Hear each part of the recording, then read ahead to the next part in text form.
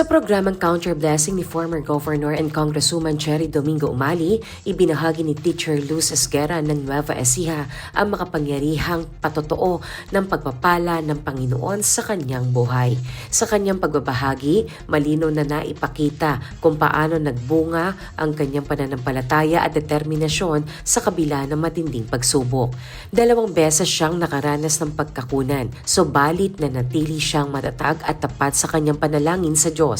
Sa tulong ng kanyang espiritual na mga magulang at ng kanyang asawa, ipinagkaloob sa kanya ng Panginoon ang isang himala, ang kanyang anak na si Luzelle Faith na ngayon ay 5 taong gulang na at aktibong naglilingkod sa ministry tuwing linggo.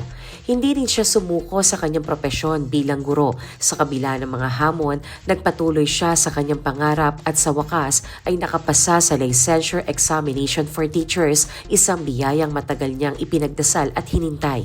Ayon kay Teacher Luz, ang susi sa tagumpay ay ang taos-pusong pananalig, buong pusong pagsuko sa plano ng Diyos at walang sawang dedikasyon sa pamilya at sa propesyon ng pagtuturo. Ibinahagi rin niya ang kahalagahan ng journaling at araw-araw na panalangin bilang gabay sa bawat hakbang ng kanyang buhay. Para sa kanya, ito ang nagsilbing sandigan sa mga panahong siya ay nangihina at nagdududa. Ang kwento ni Teacher Luz ay isang buhay na patunay na may nakalaang himala para sa mga hindi sumusuko. Isa itong inspirasyon hindi lamang sa mga guro kundi lalo na sa kabataan at sa lahat ng dumaraan sa pagsubok na sa tamang panahon ang pananampalataya at pagtsatsaga ay tunay na nagbubunga. Sa huli ay nag-iwan ng isang mensahe na magbibigay ng inspirasyon at lakas ng loob sa mga manonood. Sa ginawa po ni Lord sa buhay ko ay napakarami po. Na kulang po yung libro para isulat. No? Kulang po yung kwento ng buong week.